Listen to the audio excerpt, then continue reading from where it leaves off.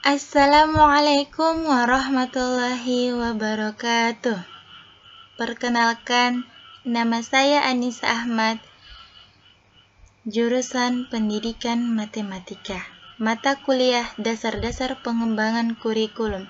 Dosen pengampu Bapak Muhammad Syahril Harahap, SPD, MPD. Institut Pendidikan Tapanuli Selatan, tentang silabus dan RPP. Pembahasan yang pertama tentang prinsip pengembangan silabus, yang kedua tentang analisis apa saja perubahan dari format RPP 2021 lembar dari format RVV sebelum ini. Yang ketiga tentang apa peran silabus dalam pembuatan RPP. Baiklah, pembahasan yang pertama tentang prinsip pengembangan silabus. Yang pertama ilmiah. Yang dimaksud dengan ilmiah, keseluruhan materi dan kegiatan yang menjadi muatan dalam silabus harus benar dan dapat dipertanggungjawabkan secara keilmuan. Yang kedua, relevan. Yang dimaksud dengan relevan, cakupan, kedalaman, tingkat kesukaran, dan urutan penyajian materi dalam silabus sesuai dengan tingkat perkembangan fisik, intelektual, sosial, emosional, dan spiritual peserta didik. Yang ketiga, sistematis. Yang dimaksud dengan sistematis, komponen-komponen silabus harus saling berhubungan secara fungsional dalam mencapai kompetensi. Yang keempat, konsisten. Yang dimaksud dengan konsisten, silabus harus memperlihatkan adanya hubungan yang konsisten antara kompetensi dasar, indikator, materi pokok, pengalaman belajar, sumber belajar, dan sistem penilaian. Yang kelima, memadai. Yang dimaksud dengan memadai, cakupan indikator, materi pokok, pengalaman belajar, sumber belajar, dan sistem penilaian pada silabus cukup untuk menunjang pencapaian kompetensi dasar.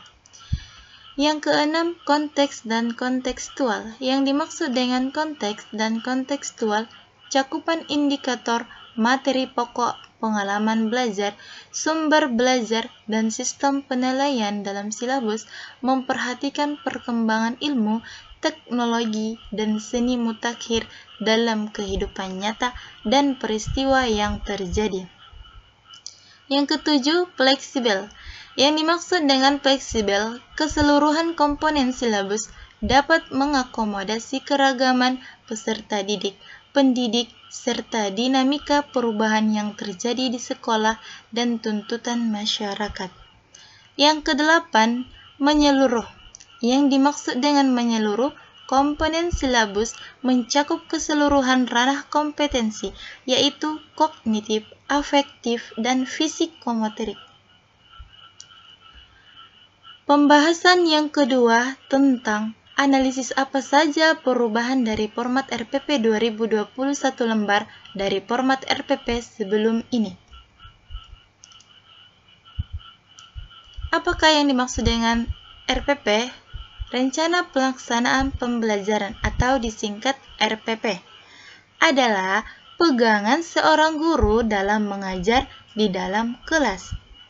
RPP dibuat oleh guru untuk membantunya dalam mengajar agar sesuai dengan standar kompetensi dan kompetensi dasar. RPP ini adalah rencana kegiatan pembelajaran tatap muka dalam 1 KD, bab atau 1 kali pertemuan atau lebih. Jadi, perubahan RPP sebelumnya ini dikembangkan secara rinci atau semua dirincikan dari suatu materi pokok atau tema tertentu. Dan RPP 2020 format 1 lembar hanya garis besarnya saja atau hanya yang penting-pentingnya saja. Pembahasan yang ketiga tentang apa peran silabus dalam pembuatan RPP. Silabus sebagai pedoman dalam menyusun rencana kegiatan pembelajaran pada setiap mata pelajaran.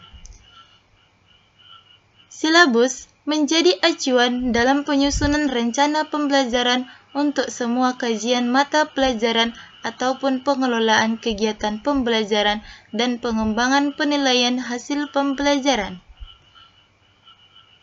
Silabus merupakan seperangkat rencana dan pengaturan tentang kegiatan pembelajaran, pengelolaan kelas, dan penilaian hasil belajar. Silabus sebagai pedoman dan dasar pembuatan RPP.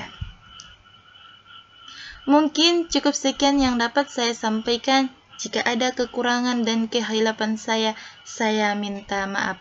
Assalamualaikum warahmatullahi wabarakatuh.